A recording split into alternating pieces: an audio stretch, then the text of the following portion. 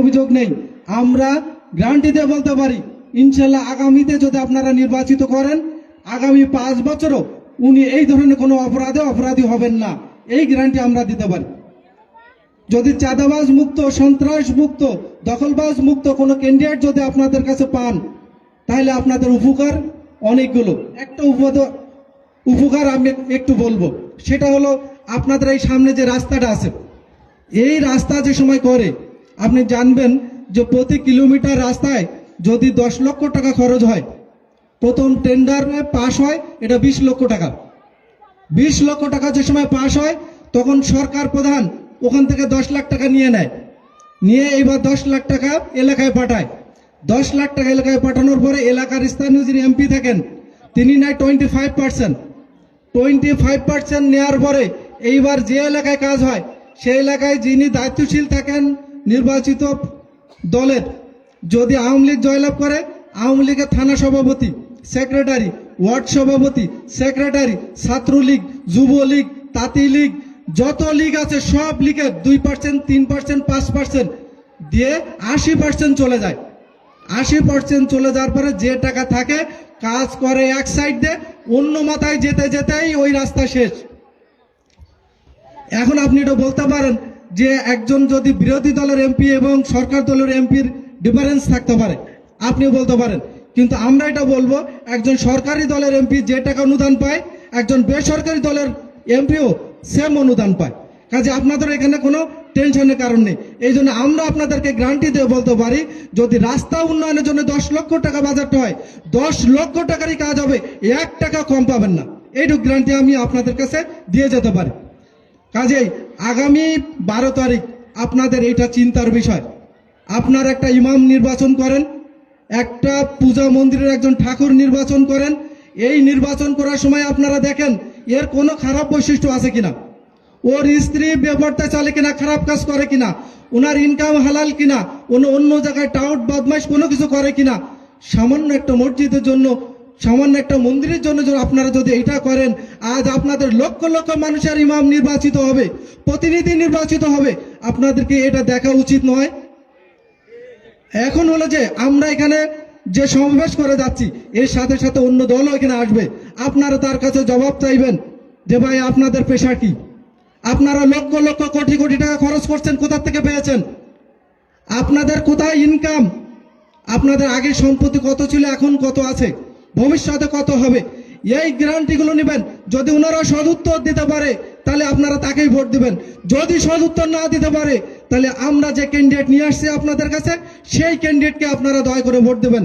তাহলে আপনাদের এলাকার উন্নতি হবে, আপনাদের মা বোনরা নির্বিঘ্নে চলতে পারবে, আপনাদের হাট বাজার উন্নতি হবে, আপনাদের ব্যবসা বাণিজ্য উন্নতি হবে, আপনাদের জমি কোনো সময় বেদখল হবে না, আপনার ঘের বেদখল হবে না, আপনি নির্বিঘ্নে শান্তিপূর্ণভাবে আপনি বসবাস করতে পারবেন। সর্বশেষ হিন্দু সম্প্রদায়ের জন্য একটু কথা বলেই আমি আমার বক্তব্য শেষ করব। সেটা হলো 5ই আগস্টের পর আপনারা দেখেছেন কোন হিন্দু ভাইরা যদি বলতে পারেন জামাত ইসলামের কোনো ব্যক্তি দ্বারা কোনো হিন্দু ভাই কষ্ট পেয়েছেন, এইরকম যদি কোনো থাকে, যেহেতু আমাদের আজকের এই সমাবেশে দেখছি যে অনেক ব্যক্তি হিন্দু ভাইরা আমাদের এখানে আছে, যদি কেউ বলতে পারেন জামাত ইসলামের একজন কর্মী দ্বারা হিন্দু ভাই অত্যাচারিত হয়েছে, নিগৃহীত হয়েছে, তাহলে আপনাদের কাছে কথা দিচ্ছি আমরা ভোট চাইব না। যদি না করে থাকি তাহলে আপনারাও বিবেচনা করবেন, কারণ আপনাদেরকে মনে করা হয় যে একটা বিশেষ দলের লোক আপনারা। এখন বিএনপি সেটা মনে করেছে যে আওয়ামী লীগ এখন নাই, এখন বিএনপিতে এই ভোটগুলো তারা দেবে, কিন্তু আপনাদের বিবেকের পরে ছেড়ে দিলাম। আপনারা চিন্তা করবেন, দেখবেন আপনাদের যদি জামাত ইসলামী দ্বারা কোনো ক্ষতি না হয়ে থাকে, আগামী 12 তারিখে আপনাদের সুবিবেচনামূলক দাঁড়িপাল্লাকে জয়লাভ করবেন, এবং সেই আশা আমি রেখেই আমি আমার সংক্ষিপ্ত আলোচনা এখানে শেষ করছি।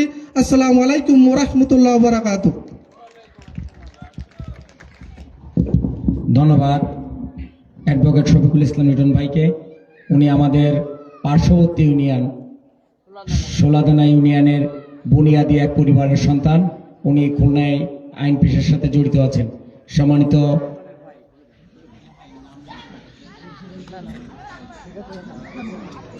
সম্মানিত আমাদের দাদা ওয়াজিদ কুমার ঘোষ, আপনি স্টেজে চলে আসেন।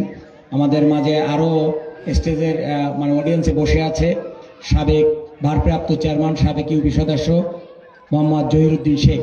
আপনারা দুজন অনুগ্রহ করে স্টেজে চলে আসেন।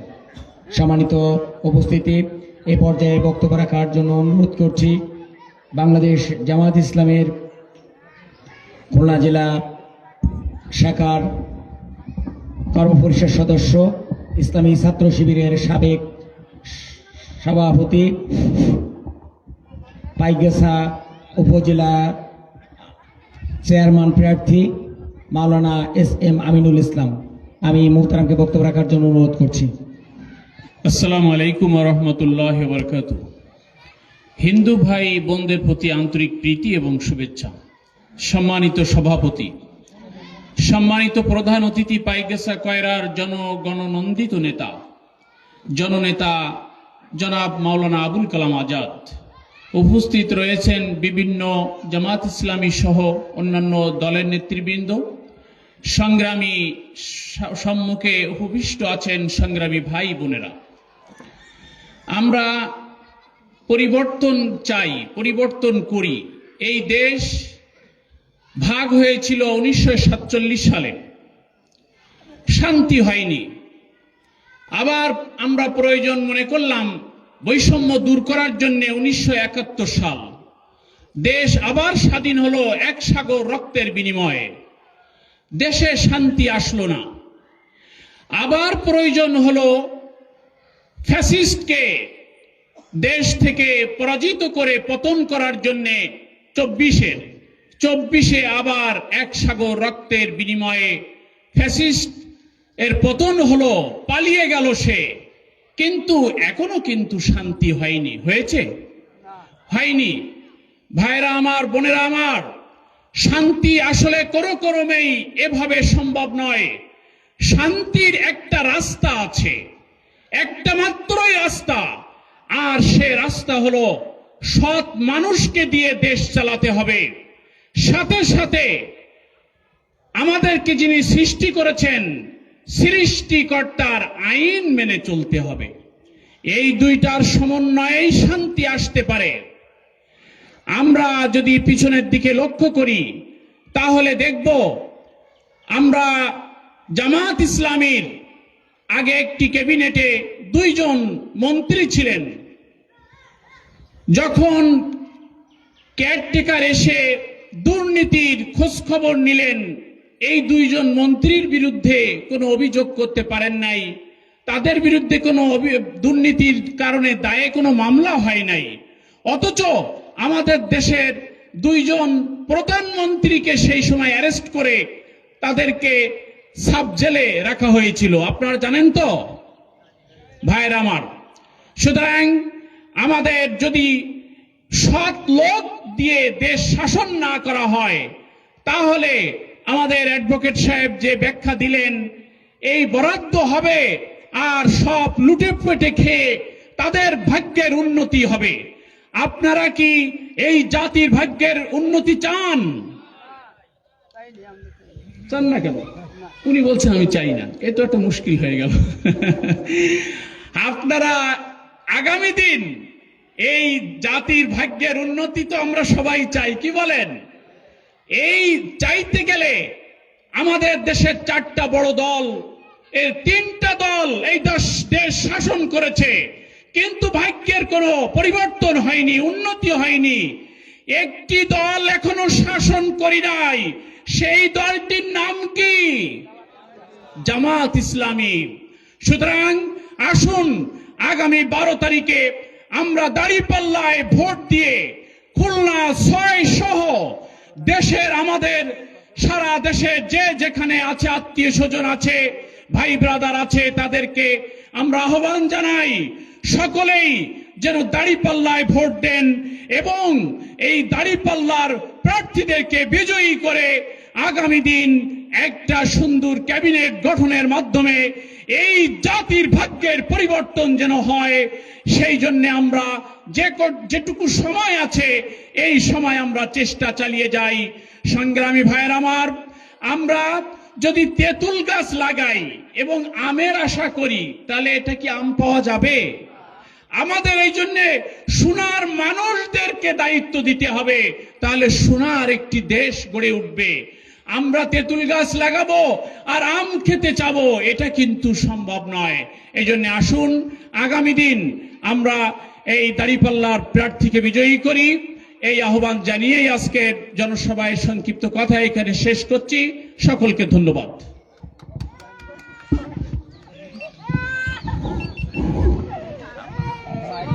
সম্মানিত উপস্থিতি, আমাদের মাঝে আজকের উপস্থিত হয়েছেন বিশ্বজিৎ কুমার রায়, সাবেক ইউপি সদস্য, রামচন্দ্র টিকাদার, সাবেক ইউপি সদস্য, বর্তমান ইউপি সদস্য, পবিত্র কুমার মণ্ডল ইউপি সদস্য, হাফিজুর রহমান সাবেক ইউপি সদস্য। আপনারা অনুগ্রহ করে স্টেজে এসে আসন গ্রহণ করুন। সম্মানিত উপস্থিতি, এ পর্যায়ে বক্তব্য রাখার জন্য অনুরোধ করছি বাংলাদেশ লয়ার্স কাউন্সিলের কেন্দ্রীয় সহসভাপতি, সাবেক এবিপি, খুলনা মহানগর বাংলাদেশ জামায়াত ইসলামের সহকারী সেক্রেটারি, খুলনা জেলা আইনজীবী সমিতির সাবেক যুগ্ম সম্পাদক অ্যাডভোকেট লস্কর শাহ আলম। আমি সম্মানিত অতিথিকে বক্তব্য রাখার জন্য অনুরোধ করছি।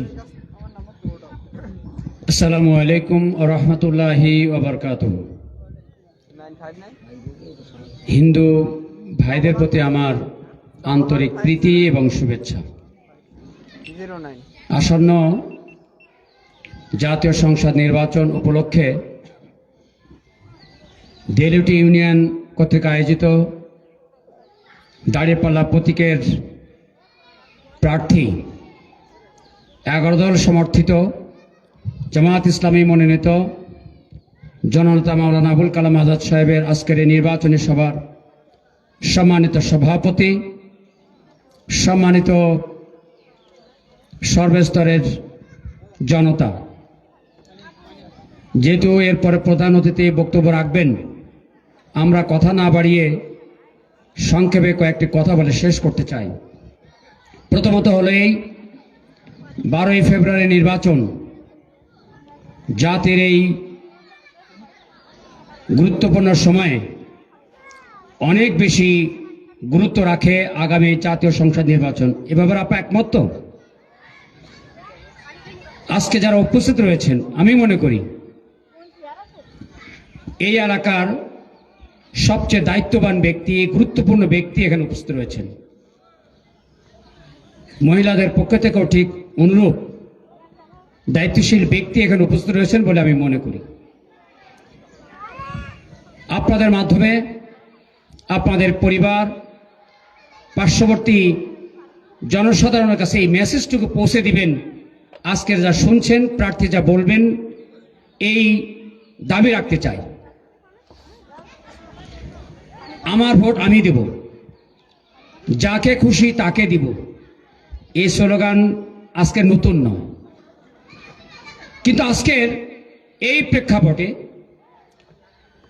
আমার ভোট আমি দেব, এটা অবশ্যই সত্য কথা, কিন্তু একটু বিবেচনা করে দিতে হবে। দেশ এবং জাতির জন্য, আজকের এই স্বাধীনতা সার্বভৌমত্ব রক্ষার জন্য দেশ কোন পর্যায়ে গিয়েছিল, কিভাবে আসছে, এই ব্যাখ্যা আমি দেব না।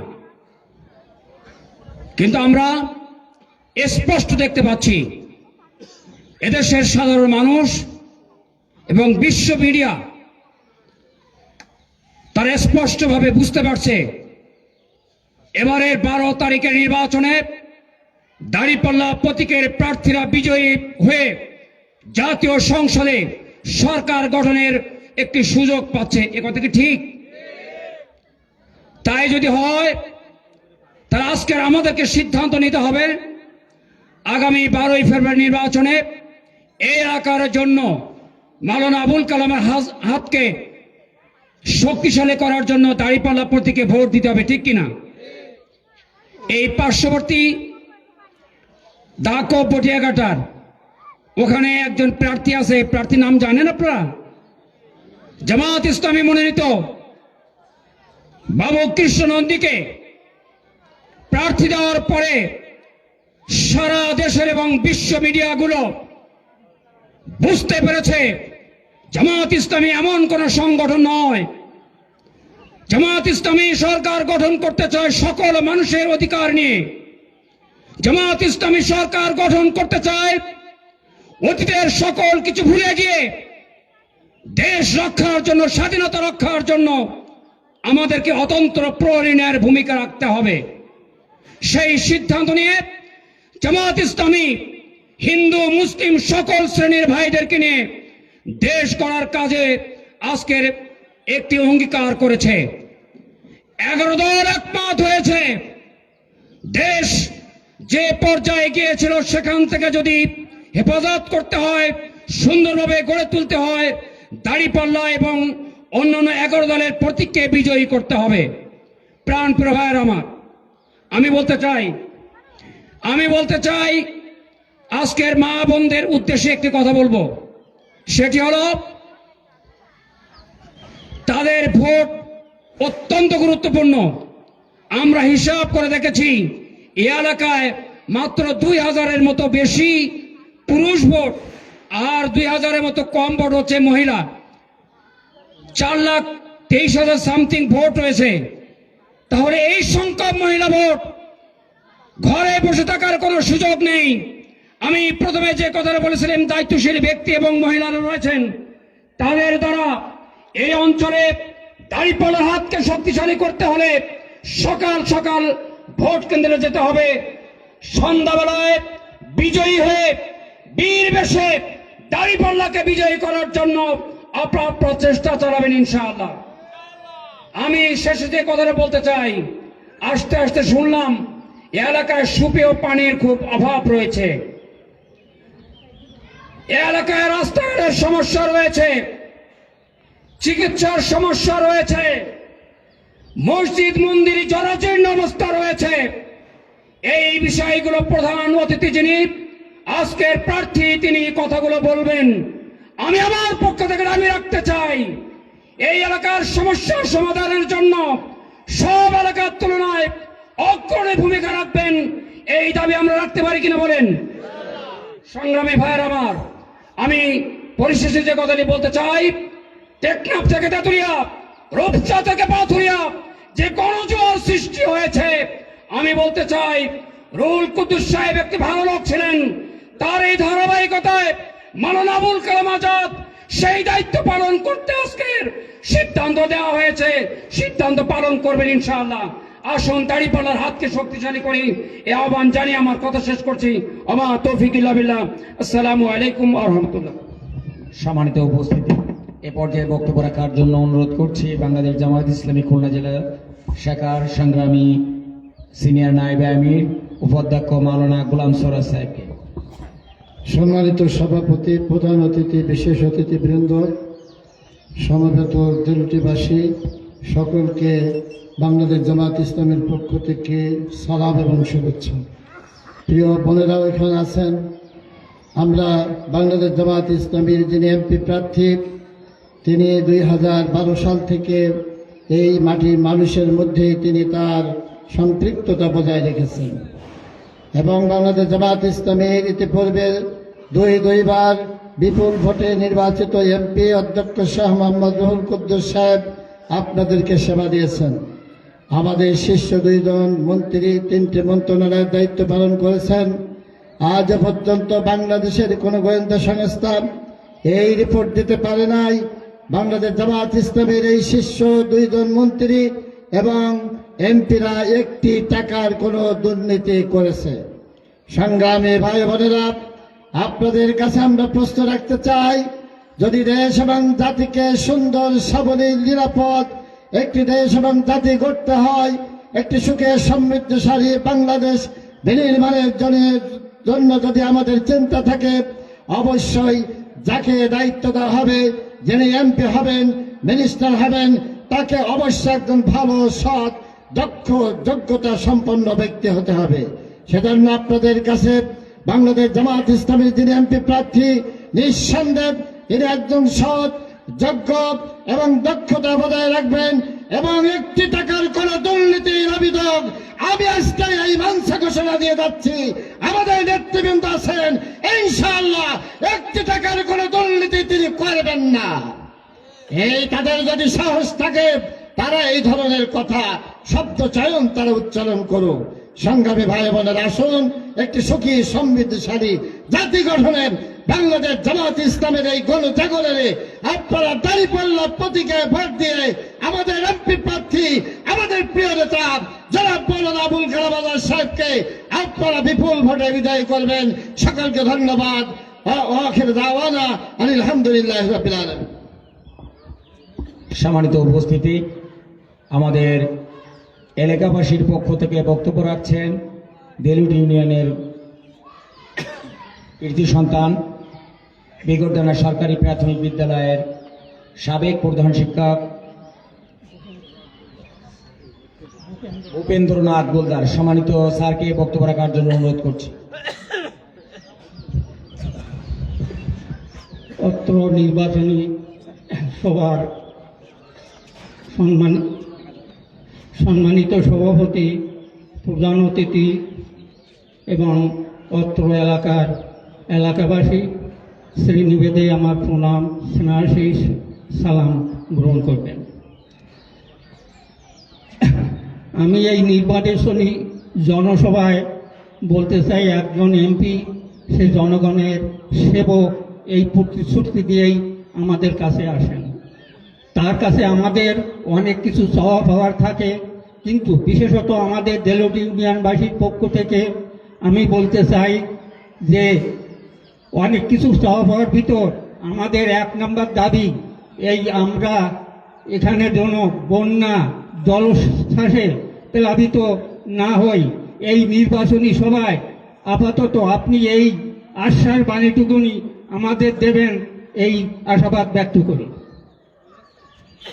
2 নম্বর কথা হচ্ছে, প্রতিটি নির্বাচনে আমরা দেখি যে নির্বাচনের পরে যে দলই জয়লাভ করুক না কেন, সংখ্যালঘু সম্প্রদায়ের উপর একটা নির্যাতনের খাড়া নেমে আসে।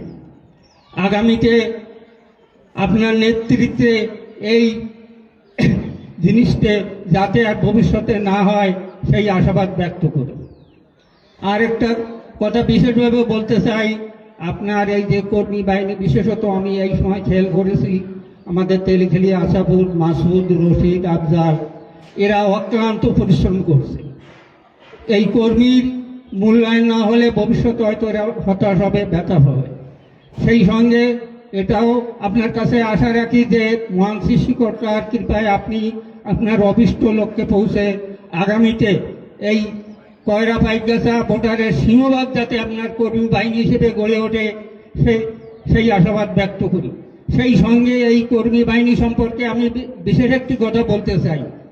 অতীতে আমরা দেখেছি এই কর্মী বাহিনী, বিভিন্ন অঙ্গ সংগঠনের যে কর্মী বাহিনী থাকে, তারা সন্ত্রাস বাহিনী, চাঁদাবাজ বাহিনী, লাঠিয়াল বাহিনীতে পরিণত হয়। একজন মুসি যখন একজন ভদ্রলোককে তাড়া করে, সে কখন ভালো মন্দ বিচার না করে কি করে নিজের সম্মানটুকু সে রক্ষা করবে, সেই প্রচেষ্টায় সে নিজেকে সংযত রাখে। কিন্তু আমরা দেখেছি 5ই আগস্টের আগে, 5ই আগস্টের পরে এই সন্ত্রাস বাহিনী, চাঁদাবাজ বাহিনী, লাঠিয়াল বাহিনীর অত্যাচারে আমরা সমাজে যারা সচেতন নাগরিক আছি, বয়োজ্যেষ্ঠ সিনিয়র সিটিজেন আছি, এই তাদের অন্যায় অত্যাচার বিরুদ্ধে কথা বলা তো দূরের কথা, নিজেদের আত্মসম্মান রক্ষার্থে আমাদের কোনো রকমে বাড়ির ভিতর বসে থাকতে হয়, এমন পরিস্থিতির সৃষ্টি হয়। তা আমি আপনার কাছে আশা করব, আপনার এই কর্মী বাহিনী যেন ভবিষ্যতে সন্ত্রাস বাহিনী, চাঁদাবাজ বাহিনী, লাঠিয়াল বাহিনীতে পরিণত না হয়, সেদিকে আপনি খেয়াল করবেন। এই আশাবাদ ব্যক্ত করে আপনার সুস্থ দীর্ঘায়ু এবং মহান সৃষ্টিকর্তা আপনার অভিষ্ট লোককে আপনার মনোবাসনা পূর্ণ করুক, এই আশাবাদ ব্যক্ত করে আমি আমার সংক্ষিপ্ত বক্তব্য এখানে শেষ করছি। ধন্যবাদ। সম্মানিত উপস্থিতি, স্যার আসলে আমাদের মনের যে কথাগুলো ছিল সবগুলোই বলে দিয়েছে সংক্ষেপে। আমি স্যারকে ধন্যবাদ দিচ্ছি এবং স্যারের সুস্বাস্থ্য এবং দীর্ঘায়ু কামনা করছি। সম্মানিত উপস্থিতি, আপনারা যারা দাঁড়িয়ে আছেন, 2-1টা চেয়ার ফাঁকা আছে, বসে যান। আমি আপনাদের বসে যাওয়ার জন্য অনুরোধ করছি। প্রধান অতিথির বক্তব্য রাখছেন এবারে। সম্মানিত উপস্থিতি, এই পর্যায়ে বক্তব্য রাখছেন আজকের অনুষ্ঠানের সম্মানিত প্রধান অতিথি, বাংলাদেশ জামায়াত ইসলামীর মনোনীত খুলনা 6 আসনের এমপি প্রার্থী, খুলনা মহানগরের সাবেক আমির, ইসলামী ছাত্র শিবিরের সাবেক কেন্দ্রীয় বায়তুল মাল সম্পাদক, খুলনা অঞ্চলের সহকারী পরিচালক মাওলানা আবুল কালাম আজাদ। আমি মোহতারামকে বক্তব্য রাখার জন্য অনুরোধ করছি।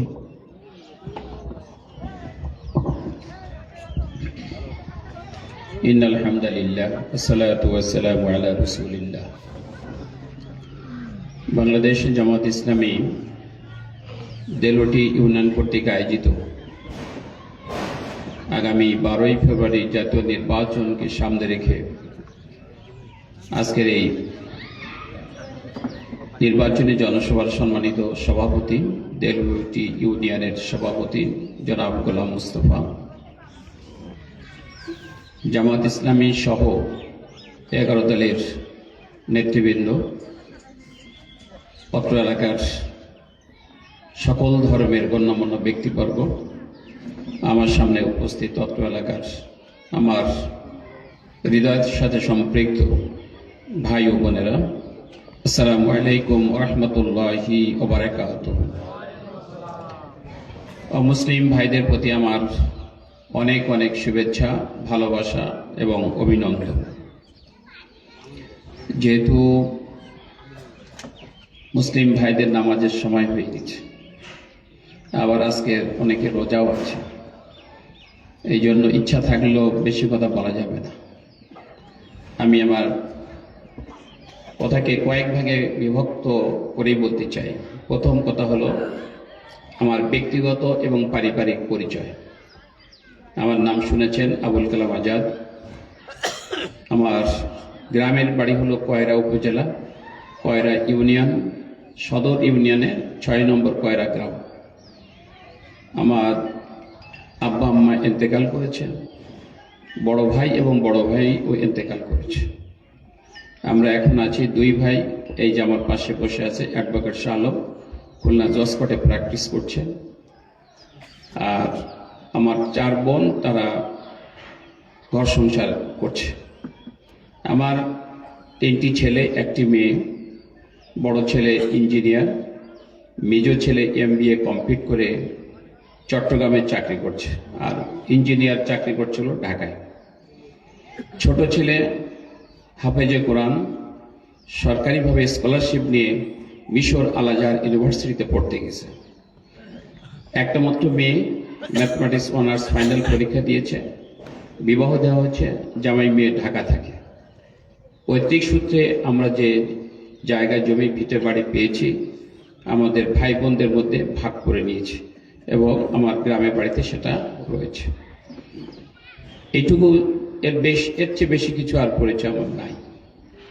দ্বিতীয় হলো যে কয়রা পাইকগাছার জনমানুষের দীর্ঘদিন ধরে সেবা দিয়েছিলেন, পাশে ছিলেন আমাদের প্রিয় নেতা অধ্যক্ষ শাহ মোহাম্মদ রুহুল কুদ্দুস সাহেব।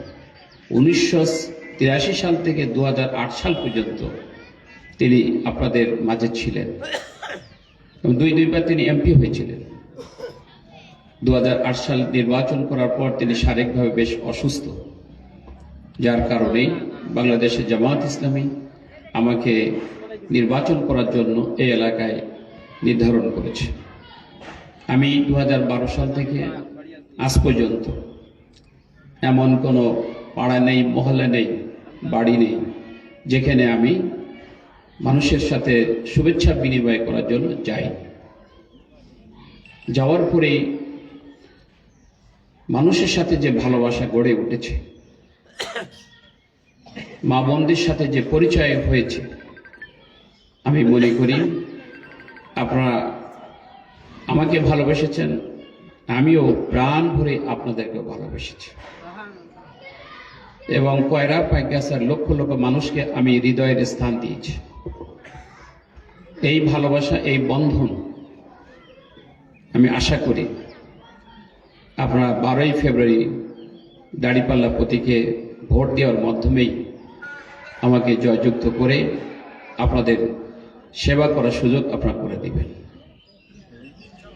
আমি 2014 সালে যে নির্বাচন হলো বিনা প্রতিদ্বন্দ্বিতায়, তখনকার যারা সরকার ছিল তারা বিনা প্রতিদ্বন্দ্বিতায় 154 জন এমপি নির্বাচিত হলো। সে নির্বাচন জনগণের কাছে গ্রহণযোগ্যতা পায়নি। এরপরে 2018 সালে নির্বাচন হলো। আমি সেই নির্বাচনে জোটের পক্ষ থেকে প্রার্থী ছিলাম, কিন্তু 2 মাস আগে আমাকে গ্রেপ্তার করা হলো। আমি জেলখানায় ছিলাম। জেলখানায় থাকা অবস্থায় আমি দেখলাম শত শত ভাইদেরকে গ্রেপ্তার করে জেলখানায় নেওয়া হল। আমার সামর্থ্য অনুযায়ী প্রায় 400 মতন লোকদেরকে আমি সেবা করার সুযোগ পেয়েছি। আর জেলখানায় বসে রাতের অন্ধকারে চোখের পানি ফেলে যারা 2018 সালে নির্বাচনের কাজ করেছেন তাদের জন্য আমি দোয়া করেছি এবং সৃষ্টিকর্তা আল্লাহ তাআলার কাছে বলেছি যে তুমি যারা নির্বাচনে কার্যক্রম করছে তাদেরকে তুমি পূর্ণ হেফাজতের দায়িত্ব গ্রহণ করো। কারণ লিফলেট পোস্টার বিলি করতে যে অনেকেই জুলুম নির্যাতনের শিকার হয়েছে এবং সেই নির্বাচন হয়েছে দিনের ভোট রাত্রে হয়ে গেছে। ভোট কেন্দ্রে ভোট দিতে গেছে, তখন বলা হয়েছে যে আপনার ভোট দেওয়া হয়ে গেছে, আপনি চলে যান। সেই নির্বাচন কিন্তু অবাধ এবং সুষ্ঠু হয়নি, প্রহসনমূলক নির্বাচন হয়েছে। খালি 2014, 2018 চলে গেল। এরপরে 2024 সালে যে নির্বাচন হলো সেই নির্বাচনে কিন্তু আমরা অংশগ্রহণ করি নাই। তাহলে আমাকে দায়িত্ব দেওয়ার পর 3টি নির্বাচন অবাধ এবং সুষ্ঠু নিরপেক্ষ অংশগ্রহণমূলক না হওয়ার কারণেই আমি কিন্তু নির্বাচনে আপনাদের খেদমত করার সুযোগ পাইনি। এখন 2026 সাল, আর মাত্র 8টা দিন বাকি আছে।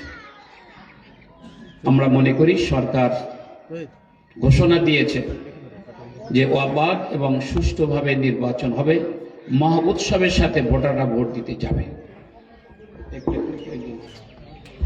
আমরা এটাই মনে করি মহা উৎসবের সাথে ভোট হবে। আপনারা জানেন যে দীর্ঘ সময় ধরে আমরা ভোটাধিকার প্রয়োগের ক্ষেত্রে যে আমাদের যে সমস্যা যেটা ছিল সেই সমস্যার সমাধান আশা করি এবারে হবে। আমরা মনে করি যে বাংলাদেশের জনগণের একটা আকাঙ্ক্ষা ছিল যে সকল দল মত ঊর্ধ্বে উঠে নতুন একটি সরকার আমরা গঠন করব। ইতিমধ্যে 11টি দল আমরা একমত হয়েছি, সমঝোতা করেছি, যার মাধ্যমে এদেশের জনগণের আকাঙ্ক্ষা পূরণ হয়েছে। এদেশের 18 কোটি মানুষের মধ্য থেকে 12 কোটি 78 লক্ষ ভোটার, সকল ভোটাররা যদি ভোট দেয় এবং 11 দলের সমর্থিত প্রার্থীকে যদি বিজয়ী করে আর আমরা যদি সরকার গঠন করি, তাহলে আমরা সংখ্যাগরিষ্ঠতা অর্জন করি, তাহলে আমরা সরকার গঠন করব। আমরা সরকার গঠন করতে পারবো না এরকম একটা অপপ্রচার চালানো হয়। আমরা বলবো যে অন্যান্য রাজনৈতিক দলের চেয়ে জামায়াত ইসলামের ব্যক্তিদের মধ্যে সবচেয়ে শিক্ষিত লোকের সমাহার আছে।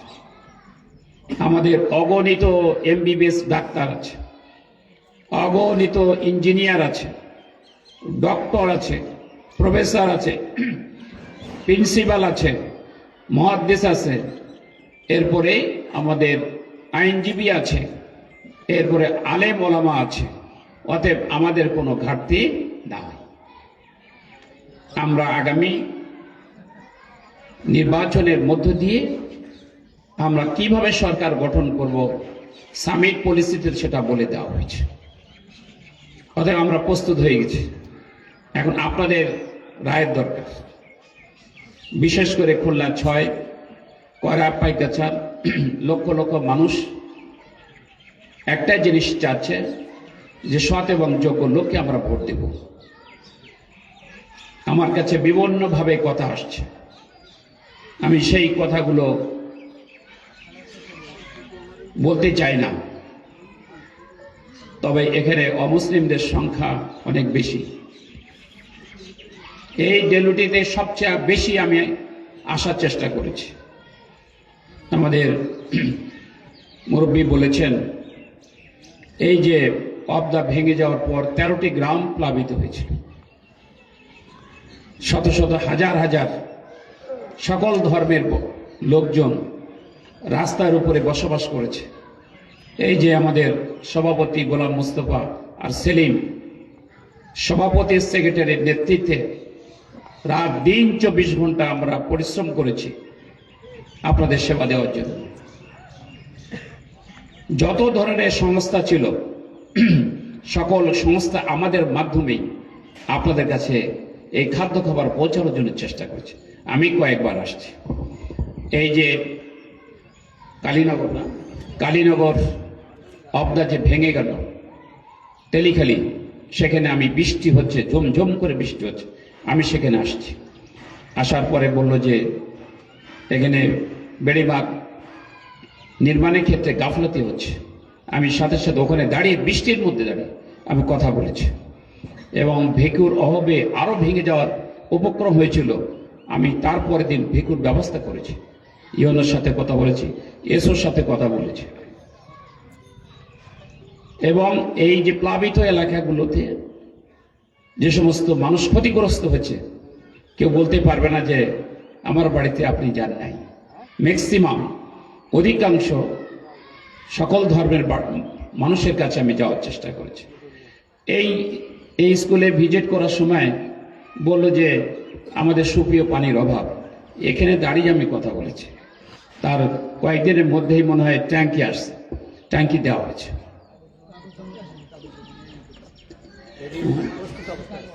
হ্যাঁ, অতএব এইগুলো আমি চেষ্টা করেছি।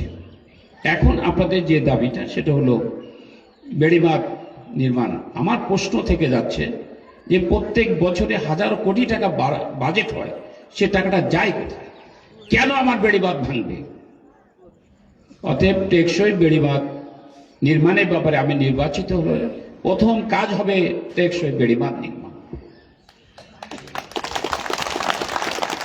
দ্বিতীয় বিষয় হলো সুপ্রিয় পানির ব্যাপারে আমার 3টা পরিকল্পনা। একটা হলো ওয়াটার প্লান্ট বসানো হবে, আর ট্যাঙ্কি তো আছেই। আরেকটি হলো আমরা ডিপ টিউবওয়েল যেটাকে বলা হয় গভীর নলকূপ বসানোর ব্যবস্থা করা হবে। এতে হবে কি, আপনারা সুপ্রিয় পানির যে অব্যবস্থাপনা হয়েছে সেটা দূর করার সম্ভব হবে। এরপরে আমরা চিকিৎসার ব্যাপারে আমি বলেছি সবচেয়ে অবহেলিত এলাকা দেলুটি। এখান থেকে রোগী খুলনায় নিয়ে যাইতে যাইতে তার জীবন শেষ হয়ে যায়। আমি বলেছি জায়গা দেখেন, সরকারভাবে না হলেও বেসরকারিভাবে আমি করে দেব। আপনাদের কাছে বলে যাচ্ছি, আপনার জায়গা দেখেন যেখানে অ্যাম্বুলেন্স আসবে, গাড়ি আসতে পারবে, এরকম জায়গা দেখেন। আমি দায়িত্ব দিলাম এই দেলুটি ইউনিয়নে একটা ক্লিনিক আমি করে দিতে পারব। এরপরে আমরা মনে করি যে রাস্তাঘাটের যে সমস্যাগুলো আছে এটা বলতে খুব কষ্ট লাগে আমাদের, যেটা আমাদের লিটন ভাই বলেছেন, অ্যাডভোকেট শফিকুল ইসলাম লিটন ভাই। রাস্তাঘাট টাকা কোথায় গেল? এই রাস্তাঘাট যদি 20 লক্ষ টাকা বাজেট হয়, খুব বেশি হলো 5 থেকে 7 লাখ টাকা খরচ হয়, বাকি টাকাটা পকেটে চলে যায়। আমরা মনে করি আমরা যদি নির্বাচিত হই, সরকার গঠন করি, আমাদের নেতা ডাক্তার শফিকুর রহমান সাহেব বলেছেন যে কোনো কাজের জন্য যত টাকা বাজেট হবে জনগণের সামনে নেম প্লেট এখানে উল্লেখ করতে হবে যে এত টাকা বাজেট, এত টাকা খরচ হয়েছে, এত টাকা উদ্বৃত্ত আছে, এটা সরকারের ঘরে আমরা দিয়ে দেব। ওইটা থেকে আমরা 1 কাপ চাও আমরা খাবো না, আমরা দুর্নীতি করব না, আর কাউকে দুর্নীতি করতে দেব না। এইটুকু বড় জিনিস। দুর্নীতি কি পরিমাণ? আপনার ইউনিয়ন ভূমি অফিসে যাবেন, সেখানে মিউটেশন করতে গেলে টাকা ছাড়া মিউটেশন হয় না, এবং একেবারে ঢাকা পর্যন্ত, ঢাকা অফিস পর্যন্ত এই দুর্নীতি রয়ে গেছে, ঘুষ রয়ে গেছে। অতএব এইগুলো আমরা পরিবর্তন করব। আমরা যে সরকার গঠন করতে চাচ্ছি, সেই সরকার গঠনের মধ্যে আমরা, আমাদের নেতা ডাক্তার শফিকুর রহমান সাহেব বলেছেন যে সন্তান মায়ের গর্ভ থেকে ভূমিষ্ঠ হবে 5 বছর পর্যন্ত সরকারিভাবে তাকে বিনামূল্যে খাদ্য এবং চিকিৎসা দেওয়া হবে। এরপরে হলো 60 বছর পার হওয়ার পরে আমাদের সন্তানরা সব পৃথক হয়ে যায়, দেশের বিভিন্ন জায়গায় তারা চলে যায়, ওষুধ খাওয়ার টাকা থাকে না। সেখানে বলা হয়েছে যে 60 বছর ঊর্ধ্বের বয়স্ক পুরুষ এবং মহিলাদের চিকিৎসার জন্য বিনামূল্যে তাদেরকে চিকিৎসা দেওয়া হবে। সবচেয়ে সমস্যা হলো বেকার সমস্যা। আমরা প্রাথমিক পর্যায়ে 5 লক্ষ বেকার যুবকদেরকে আমরা প্রত্যেক মাসে 10,000 টাকা দিব। 2 বছরের মধ্যে তাদেরকে স্বাবলম্বী করার জন্য চেষ্টা করব। আরেকটি আমরা বলেছি, MA পাশ করলো, বেকারত্ব অভিশাপ নিয়ে বাপ মার সামনে ঘুরে বেড়ায়, কিন্তু চাকরি হয় না, কোনো কর্মসংস্থানের ব্যবস্থা হয় না। এই কারণেই আমরা বলেছি MA পাশ করবে, এক হাতে হলো সার্টিফিকেট আর এক হাতে চাকরি দেওয়ার ব্যবস্থা আমরা করব, আশা করা যায়। তো সম্মানিত ভাই বোনেরা, আমি আপনাদের কাছে শেষ কথায় বলতে চাই, আপনাদের মাঝে আমি দীর্ঘদিন ধরে আসছি, কথা বলছি, শুভেচ্ছা বিনিময় করছি। যদি আমার কোনো ভুল ত্রুটি হয়ে থাকে, মেহেরবানি করে ক্ষমা করবেন। আর আমি 45 বছর ধরে রাজনীতি করছি। আমার রাজনৈতিক জীবন কেমন চলছে তা আপনারা ভালো করে জানেন। এই জন্য আমার প্রতীক হলো দাঁড়িপাল্লা। আপনার দাঁড়িপাল্লা প্রতীকে ভোট দিয়ে আমাকে বিজয় আসনে নিয়ে যাবেন, এই প্রত্যাশা আমি করতে চাই। কিন্তু আমাদের পাশাপাশি যারা রাজনীতি করেন তাদের ব্যাপারে পরিষ্কার করে কথা বলতে চাই। যে কোনো রাজনীতিবিদের কয়েকটি বৈশিষ্ট্য থাকতে হবে। 1 নম্বর বৈশিষ্ট্য হলো, যিনি রাজনীতি করবেন তিনি মিথ্যা কথা বলতে পারবেন না, সত্যর উপরে টিকে থাকতে হবে, মানুষকে ধোঁকা দেওয়া যাবে না, প্রতারণা করা যাবে না। কি বলেন, ঠিক কিনা? মিথ্যা কথা বলে রাজনীতি করা যায় না। 2 নম্বর হচ্ছে, জনগণের জন্য নিঃস্বার্থভাবে কাজ করতে হবে, নিজের কোনো স্বার্থ থাকবে না, জনগণের জন্য আপনি কাজ করে যাবেন, এইটা তাকে প্রমাণ দিতে হবে। কি বলেন, ঠিক কিনা? 3 নম্বর হলো যে জনগণের উন্নয়নের জন্য আপনাকে কাজ করতে হবে, নিজের উন্নয়নের জন্য কাজ করতে পারবেন না। বিগত সময় একজন মন্ত্রী দেশের বাইরে, পত্রিকায় আমরা দেখেছি 560টা বাড়ি ক্রয় করেছে। একজন মানুষের কয়টা বাড়ি লাগে? একটাই যথেষ্ট। তাহলে আমাদের মাথার ঘাম পায়ে ফেলে যে টাকাটা যেটা আমরা অর্জন করছি, এই টাকাটা সরকারি ঘরে দেওয়া হয়, সেই টাকাগুলো তারা মেরে খাচ্ছে। অতএব এটা করতে দেওয়া যাবে না। আমরা মনে করি যে টাকাটা সরকার বাজেট করে, সেই টাকা যদি সবটুকু কাজে লাগানো যায়, তাহলে আমাদের দেশের রাস্তাঘাট থেকে শিক্ষা প্রতিষ্ঠানে এই অবিরত অবস্থা আর থাকবে না। 4র্থ বৈশিষ্ট্য হলো, যিনি রাজনীতি করেন, শুনে রাখেন, জবাবদিহি করতে হবে। মানুষের কাছে যেভাবে জবাবদিহি করতে হবে, সৃষ্টিকর্তা আল্লাহ তাআলার কাছে জবাবদিহি করতে হবে। কি বলেন, ঠিক কিনা? মানুষের মৃত্যুতে একদিন হবে না? সেই বিচারের কাঠগড়ায় যেন দাঁড়াতে না হয়, এই মন মানসিকতা নিয়ে আপনাকে রাজনীতি করতে হবে। আসুন, যারা রাজনীতি করছেন, যারা ভবিষ্যতে জনপ্রতিনিধি হওয়ার জন্য চেষ্টা করছেন, তাদেরকে আমি বলবো, যে আসুন এতগুলো বৈশিষ্ট্য নিয়ে আমাদেরকে মানুষের সামনে হাজির হতে হবে। কোনো সংঘাত সংঘর্ষ এগুলো রাখা যাবে না। সহ অবস্থান করে আমরা আমাদের একসাথে রাজনীতি করব। মানুষের কাছে বলবো আদর্শের কথা। আপনি যে আদর্শে বিশ্বাসী সেটা আপনি পেশ করেন, আমাদের যে আদর্শ সে আদর্শ আমরা পেশ করব। মানুষ যেটা ভালোভাবে বুঝে নেবে তার উপরেই কিন্তু আপনাকে আমাকে পছন্দ করবে। কি বলেন ঠিক কিনা? আমি আপনাদেরকে আন্তরিক ধন্যবাদ জানাচ্ছি। পাশাপাশি ভোটের দিনে আরেকটি হ্যাঁ এবং না ব্যালট দেওয়া হবে।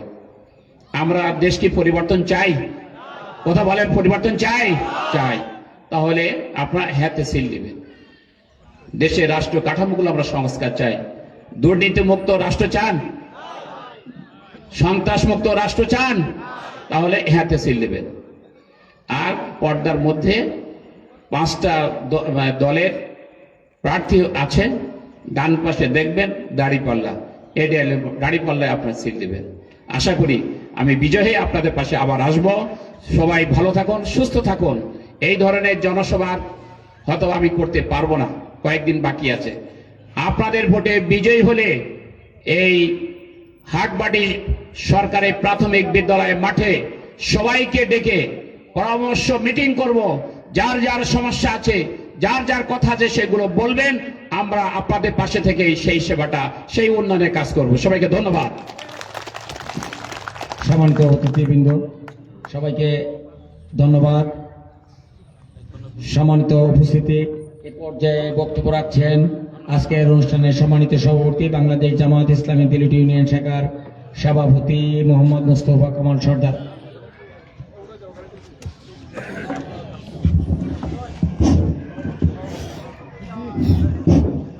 বিসমিল্লাহির রহমানির রহিম।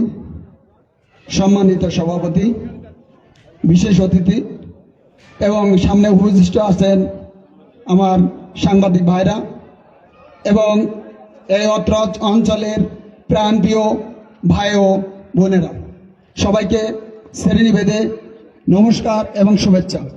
আমি সংক্ষেপে আসলে আমাদের নেতৃবৃন্দ সামনের যে দিনে কাজ করবে এবং যে প্রতিশ্রুতি করা আপনারা তাদের কাছ থেকে পেয়েছেন, আমরা সামনে তাদের কাজ কথা মতন আমরাও কাজ করব। আপনাদের এর আগেই আপনাদের পাশে ছিলাম, সামনে যে দিনগুলো আছে আমরা আপনাদের পাশে থাকব। আমরা যেভাবে বাংলাদেশ জামাত ইসলামী 4 নং বেলুটি ইউনিয়নের যে কর্মী ভাই, আমাদের ওয়ার্ড কর্মী সহ আপনাদের পাশে বিভিন্ন সময় অবস্থান করছেন, এখনও আপনাদের পাশে থাকবো ইনশাল্লাহ। আপনাদেরকে নিয়ে অবশ্যই আমরা থাকব। আপনারা আমাদের জন্যও দোয়া করবেন। এই বলে আমাদের আজকের এই সমাবেশ এখানে শেষ করছি। আসসালামু আলাইকুম আর রহমতুল্লাহ।